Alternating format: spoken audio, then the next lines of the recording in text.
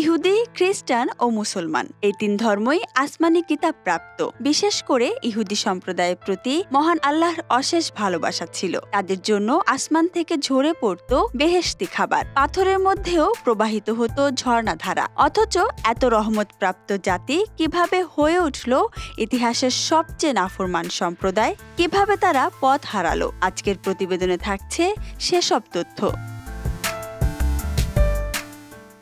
এক আশীর্বাদপ্রাপ্ত অলৌকিক জীবন পেয়েও ইহুদিরা পথভ্রষ্ট হয়েছিল। ইতিহাস বলে সামরে নামের এক ধূর্ত প্রতারকের জালে জড়িয়ে পড়েছিল ইহুদি সম্প্রদায়। সামরির প্রতারণা ও জাদু এতটাই আলোচিত ছিল যে তাকে নিয়ে বলিউডের সিনেমা পর্যন্ত হয়েছিল। সামরিকেই ধরা হয় ইহুদিদের ভুল পথে চালিত করার কাণ্ডারি।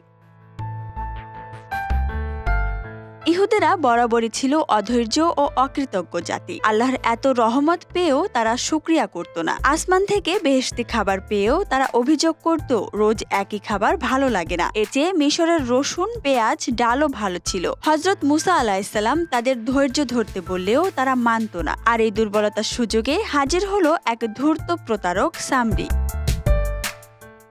পবিত্র কোরআনে সূরা তহায় উল্লেখ আছে সামরির কথা। একদিন মুসা আলাইহিসসালাম আল্লাহর ডাকে তুর পাহাড়ে গেলেন তাওরাত আনতে। যাওয়ার আগে হারুন আলাইহিসসালামকে বনি ইসরায়েলের দায়িত্ব দিয়ে গেলেন। ঠিক সেই সুযোগটাই নিয়েছিল সামরি। সামরির কুটচালে পথভ্রষ্ট হয়ে মূর্তি পূজা শুরু করে ইহুদিরা। যেহেতু ইহুদিরা আগে থেকেই মূর্তি পূজার প্রতি আসক্ত ছিল। কোরআনের বর্ণনা অনুযায়ী সামরি জিব্রাইল আলাইহিসসালামের ঘোড়ার পায়ের চিহ্ন থেকে সংগৃহীত কিছু মাটি ব্যবহার করে একটি সোনার বাছুর তৈরি করেছিল। সামরি এমন এক কৌশল অবলম্বন করেছিল যে এটি আওয়াজ করত, তবে আওয়াজটি ছিল শুধুমাত্র বাতাসের কারণে সৃষ্ট। এরপর সামরি ঘোষণা করলো, এই তোমাদের প্রভু। অনেকেই বাছুরটিকে পূজা করা শুরু করলো। হারুন আলাইহিসসালাম থামানোর চেষ্টা করলেও তারা শুনল না। তারা বলল, মুসা তো ফিরছেন না, আমরা এই বাছুরের উপাসনা করব। হারুন আলাইহিসসালামকে তারা হত্যার হুমকি দিল। কিছুদিন পর যখন মুসা আলাইহিসসালাম ফিরে আসলেন, তখন এ পরিস্থিতি দেখে তিনি ক্ষুব্ধ হলেন। তিনি সামরিকে সামনে এনে কঠোরভাবে জিজ্ঞেস করলেন, সামরি, তুমি কি করলে?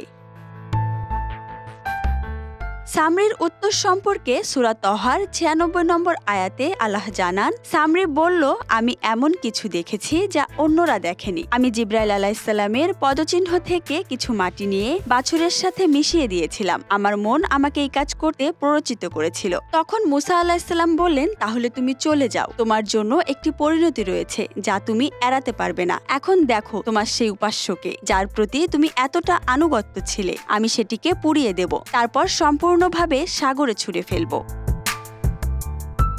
সামরির এই কাহিনী আজকের দুনিয়ায় একটি বড় শিক্ষা। এখনো এমন মানুষ আছে যারা সামরির মতো মানুষকে পথভ্রষ্ট করে, তার দুর্বলতার সুযোগ নেয়, মানুষকে সত্য থেকে তারা দূরে সরিয়ে দেয়। মিথ্যা প্রচার মিডিয়া, সামাজিক যোগাযোগ মাধ্যমের যুগেও সামরিদের অভাব নেই। সামরিদের এই ধোঁকা থেকে বাঁচতে প্রয়োজন ধৈর্য ও ঈমানের সাথে সত্যকে আঁকড়ে থাকা। Desk report, Dhaka express.